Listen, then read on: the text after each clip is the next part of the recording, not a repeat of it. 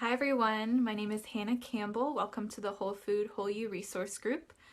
Today we're going to be continuing our discussion on gut health. So last time we talked about the basics of the gut, what it is, what it does, how it functions to both let nutrients in to be absorbed and be transported, which is a great thing, and how it also is supposed to keep out the unwanted substances like microorganisms and large proteins that can cause us issues.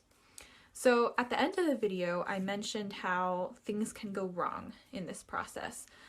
More specifically, how the gut barrier can become permeable or leaky, and how that can actually cause inflammation and immune system dysfunction. So it's a pretty important topic. I have some notes over on my computer, so I'm going to be looking at those from time to time, but let's get started. So to start, I want you to think about like a screen door or window in the summertime. So it's supposed to let in the good stuff. That would be the fresh air, the smell of the flowers outside, all that stuff is supposed to come in through the screen. But it's supposed to keep out the bad stuff, which would be the flies and other bugs that you don't want in your house.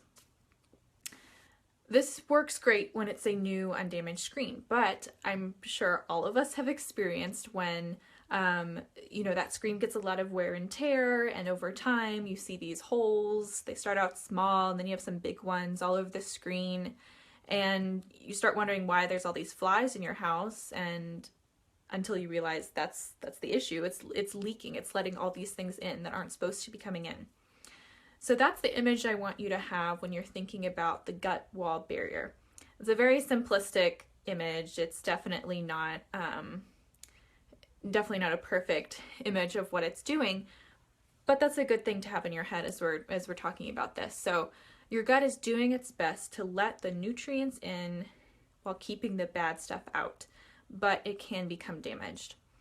So it can become damaged when cells in the gut lining, in the gut wall, are destroyed, or when the tight connections, they're called tight junctions, between gut barrier cells are opened inappropriately, which lets the bad stuff leak in instead of the nutrients. So what causes that damage to happen in the first place? Well, it's a little bit of a list.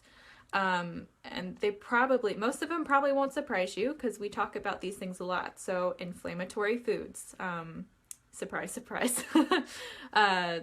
So inflammatory, irritating foods, think proteins like gluten. That can be a common gut irritant. Imbalanced gut flora, which means your population of gut bacteria is out of whack. Lack of stress management.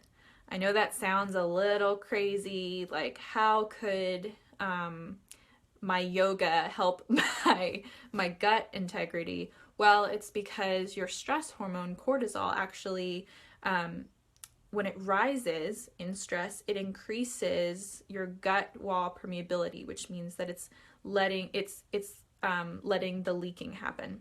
It's opening up holes, basically.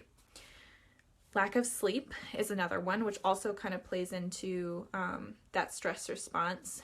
Excessive exercise, medications like antibiotics, NSAIDs like ibuprofen. That's a big one. Corticosteroids, antacids, and hormonal contraceptives. That's another one. So pretty good list of medications also that are very commonly used and overused, and can cause issues there. So I want to take a minute to recognize the fact that I know most people don't really care about this stuff on a daily basis, especially if you're not walking around with digestive symptoms. You're probably not thinking about what's going on in your abdominal region if it's not causing you pain. So let me tell you why you should be thinking about it. When the pathogens like bacteria and incompletely digested proteins leak through the holes in the gut wall, in that leaky gut, into the bloodstream, your immune cells in the gut wall see them as invaders, and they react by launching this huge immune response. which creates a state of inflammation in your body as your immune system is just in overdrive. So it's trying to deal with this. It sees these as invaders, and your immune system, again, is responding.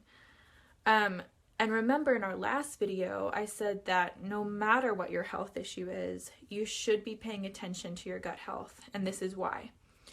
Because gut health, whether we're talking about the gut being leaky or the kinds of bacteria that are present, those things have been linked to everything from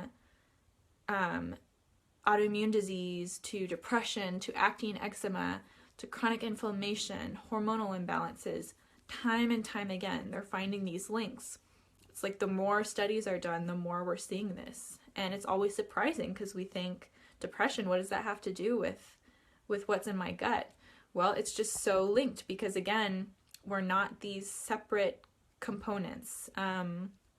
Your head doesn't function, your brain doesn't function completely separately from your gut. It's all connected.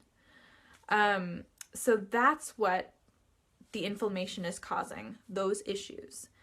And again, it might not be coming out for you as constipation or something very obvious that you might pinpoint as a GI issue, but it might be coming out as a skin issue or your mental clarity or something like that. So it's very important.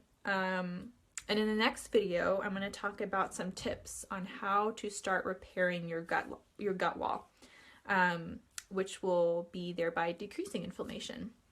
So I hope you enjoy this video. As always, please leave me comments and questions if you're confused about something or if you'd like me to discuss something else in our next video. All right, have a great night.